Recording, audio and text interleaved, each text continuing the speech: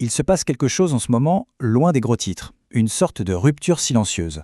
Un peu partout en Europe, des institutions publiques sont en train de se séparer, discrètement, des géants américains de la tech. Non, ce n'est pas une guerre idéologique, c'est plutôt une série de choix très pragmatiques qui sont en train de redessiner l'avenir numérique du continent. Alors pour bien comprendre cette transformation, on va suivre un parcours en 6 étapes.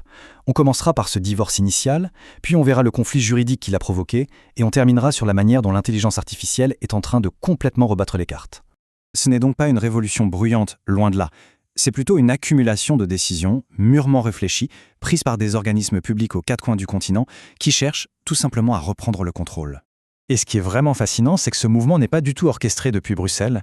Il émerge de manière très organique, de décideurs locaux qui, parce qu'ils sont confrontés aux mêmes problèmes juridiques, arrivent tous à la même conclusion: il faut trouver une alternative aux géants américains.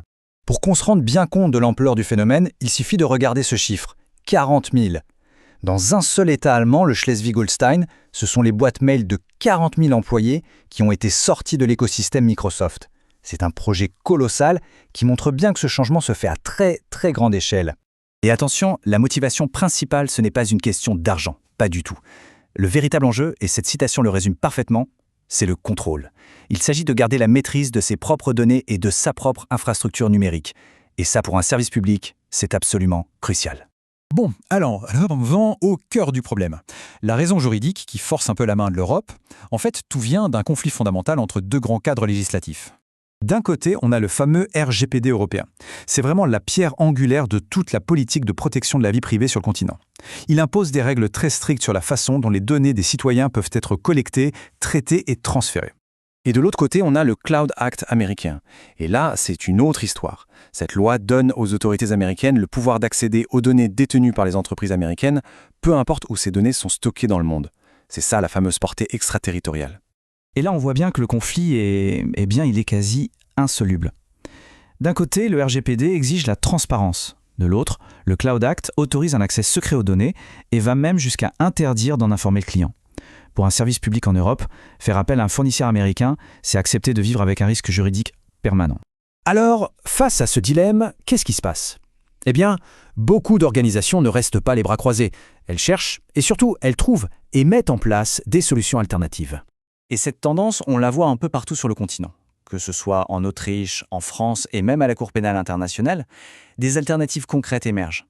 Et on remarque quelque chose d'intéressant. Elles sont souvent basées sur l'open source, c'est-à-dire des technologies dont le code est transparent, modifiable, ce qui forcément renforce le contrôle. Mais attention, ce chemin vers l'autonomie, il est loin d'être simple. Il est même semé d'embûches. Et choisir un fournisseur européen, ça ne suffit pas toujours. Ce n'est pas une garantie sur le long terme. Pour bien comprendre, prenons un cas concret, l'histoire de Solvinity. On a des agences gouvernementales néerlandaises, comme la ville d'Amsterdam, qui choisissent ce fournisseur local pour une raison bien précise: héberger leurs systèmes les plus critiques et justement échapper à la juridiction américaine. Une décision stratégique bien réfléchie. Et puis, c'est le coup de théâtre. En une seule acquisition par un géant américain, toute cette belle stratégie s'effondre. Du jour au lendemain, les infrastructures néerlandaises retombent sur le coup du Cloud Act. C'est la démonstration parfaite d'une faille critique. Les forces du marché peuvent anéantir des années d'efforts en un clin d'œil. Et cette fragilité, en fait, elle cache un problème bien plus structurel. Une analyse a identifié 64 technologies vraiment critiques pour le futur.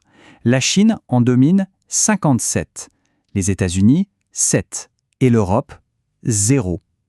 Le chiffre est brutal, c'est vrai, mais il dit quelque chose d'essentiel. Pour les briques technologiques de son propre avenir, l'Europe est dépendante.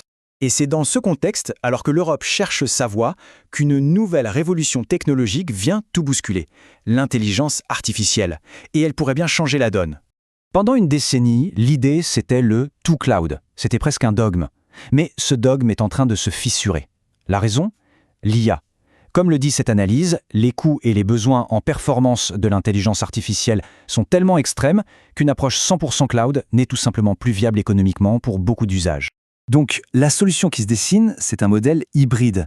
Le cloud, bien sûr, garde sa place pour la flexibilité, pour l'expérimentation, mais pour les tâches les plus lourdes, les plus intensives, on assiste à un retour en force des serveurs locaux, ce qu'on appelle sur site, et pour tout ce qui demande une réactivité quasi instantanée, on va utiliser l'informatique en périphérie. C'est un peu paradoxal, cette technologie de pointe redonne une importance capitale aux infrastructures locales. Alors, comment s'y retrouver dans ce paysage si complexe? La réponse, finalement, se trouve peut-être moins dans une quête un peu illusoire d'indépendance totale que dans une gestion beaucoup plus fine, plus intelligente des dépendances. Et pour gérer cette nouvelle réalité, on voit apparaître des outils politiques. La certification française, ce CNUM Cloud, est un très bon exemple. C'est un label de sécurité qui est extrêmement exigeant.